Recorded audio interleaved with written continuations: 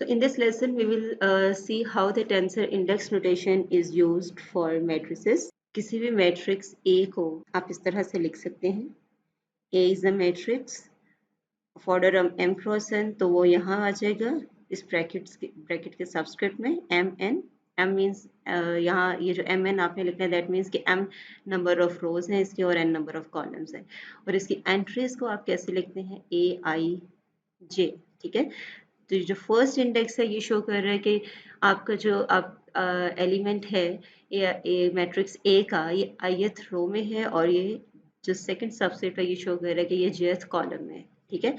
तो for that means कि A11 अगर मैं लिखती हूँ दैट मीन्स फर्स्ट रो का first element. A32 means third row का सेकंड एलिमेंट. ठीक है. जो भी ऑर्डर है उसके हिसाब से हम एलिमेंट्स देख सकते हैं आई जे को वेरिएशन देके. तो जस्ट इसको देखें कि in the matrix notation a I J M n, इस टर्म का क्या मतलब है. The first subscript i tells what row the number a I j lies in and the second subscript j designates the column. ठीक है. M denotes the number of rows and the number of columns. ये जो आपके पास index notation है इसको describe किया हुआ है कि आई क्या बता रहा है, जे क्या बता रहा है और एम एन आपको क्या बता रहे हैं. तो आप किसी भी मैट्रिक्स ए को इस तरह से लिख सकते हैं इंडेक्स नोटेशन में. ठीक है. फॉर एग्जांपल अगर मेरे पास मैट्रिक्स सी है. ठीक है. सी मैट्रिक्स को हम इस तरह से लिख सकते हैं दिस, और इसको आप ब्रैकेट में भी लिख सकते हैं. दिस इज 3 क्रॉस 3, तो यहाँ 3 3 आ जाएगा. ठीक है. ये जो डी मैट्रिक्स है इसको आपने ये लिखा और यहाँ ब्रैकेट डाल दें और इसका ऑर्डर क्या है, कितनी रोज हैं, 2 रोज हैं और 4 कॉलम्स हैं, तो यहाँ 2 4 आ जाए. ठीक है. तो इस तरह से आप मैट्रिसेस के लिए इंडेक्स नोटेशन यूज़ कर सकते हैं. तो इसके बाद कुछ फार्मूलाज हैं जिनको मैट्रिक्स मल्टीप्लिकेशन है या कुछ इनवर्स मैट्रिक्स जो निकालते हैं आप आइडेंटिटी मैट्रिसेस हैं उनको आप किस तरह से इंडेक्स नोटेशन में लिखते हैं वो हम देखते हैं. The essential formulas involving matrices vectors and determinants will be written in terms of summation convention. ठीक है. और जहाँ आपके पास वो इंडिसेस डमी आ रही हैं तो वहाँ ऑटोमेटिकली आपके पास Einstein summation convention use. First one is the matrix multiplication. If A is equal to A I J M N. ठीक है. ए मैट्रिक्स ये है आपके पास, दैट मीन्स कि ये उसकी एंट्रीज को शो कर रहा है और एम एन उस मैट्रिक्स का ऑर्डर बता रहे हैं. और b is equal to b I J n k. ठीक है. ये मैट्रिक्स बी है और ये मैट्रिक्स ए है. तो आपको पता है कि मैट्रिसेस की मल्टीप्लिकेशन कब पॉसिबल होती है, जब फर्स्ट मैट्रिक्स के number of columns second matrix के नंबर ऑफ रोज के इक्वल है. तो यहाँ देखिए वो सेम है.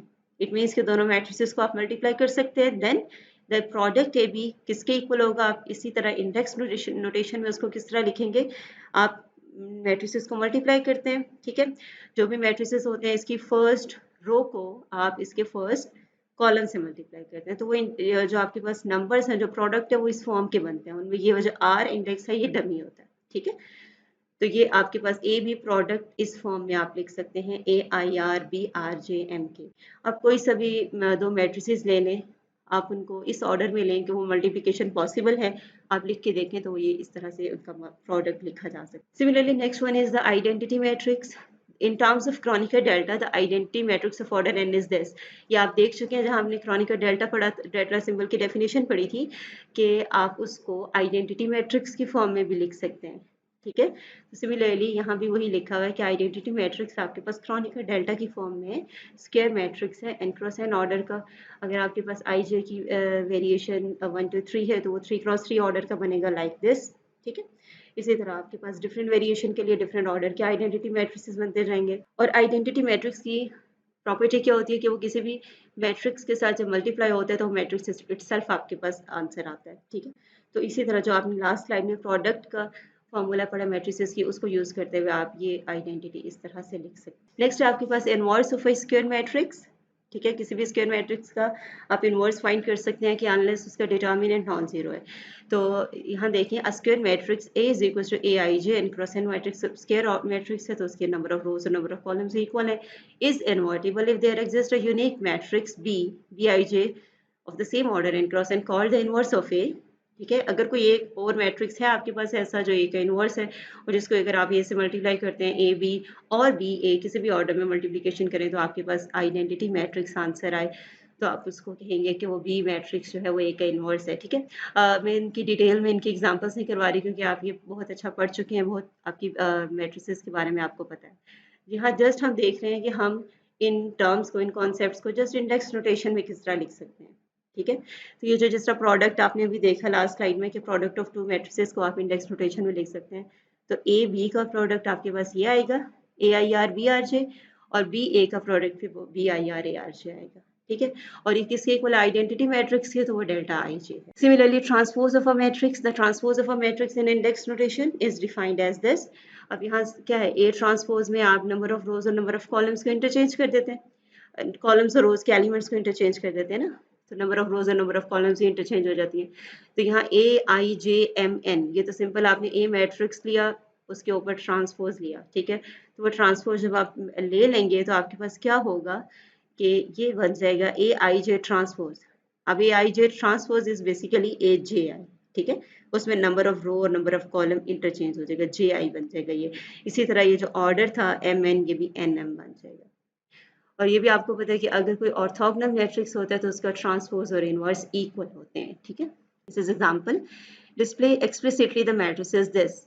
अगर आपको कहा जाए कि ये मैट्रिक्स नोटेशन में ये जो लिखा हुआ है, ये इंडेक्स नोटेशन में दिस इज अ मैट्रिक्स, तो एक्सपैंड करके उसके एलिमेंट्स लिखते हैं, तो आप किस तरह लिखेंगे? आपको पता है ये जो 4 2 लिखा हुआ है, दैट मीन्स के 4 नंबर ऑफ रोज है, इसकी 4 रोज हैं, 2 कॉलम्स हैं, और आपने इस तरह से भी आई जे को एक्सपैंड करते जाना है, आई और जे को वेरिएशन देते जाना है, आई को respond to number of rows and j for column. तो आप जब उनको वेरिएशन देंगे, आई को आपने 4 तक वेरिएशन देनी है, तो फर्स्ट इंडेक्स चूंकि आपके पास आई है, ठीक है, तो वो B1 B2 B3 B4 इस तरह से आएगा। साथ साथ आप जे को वेरिएशन देंगे तो आपके पास ये मैट्रिक्स बन जाएगा। इसी तरह H I J 3x3 order का मैट्रिक्स है, तो वो ये आपके पास बनेगा जब आप आई और जे को वेरिएशन देंगे। ठीक है, it is another example proved by using tensor notation and product rule for matrices that AB whole transpose is equals to B transpose A transpose. You are familiar with this result. Here we just reproduce this using tensor notation. ठीक है, अब A को भी आपने consider कर लिया इन index notation, और B को भी कंसिडर कर लिया इन इंडेक्स नोटेशन, और आपने ये देखें इनके इस तरह से लेने हैं A और B के ये जो यहाँ पर मल्टीप्लिकेशन है ये पॉसिबल हो।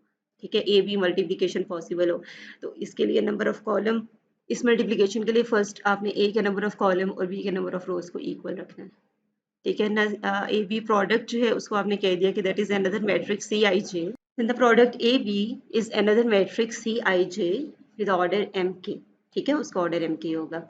And for all i j, अब अगर आप देखिए आपने अभी इन्हीं मैट्रिसेस के ट्रांसपोज लिखने हैं।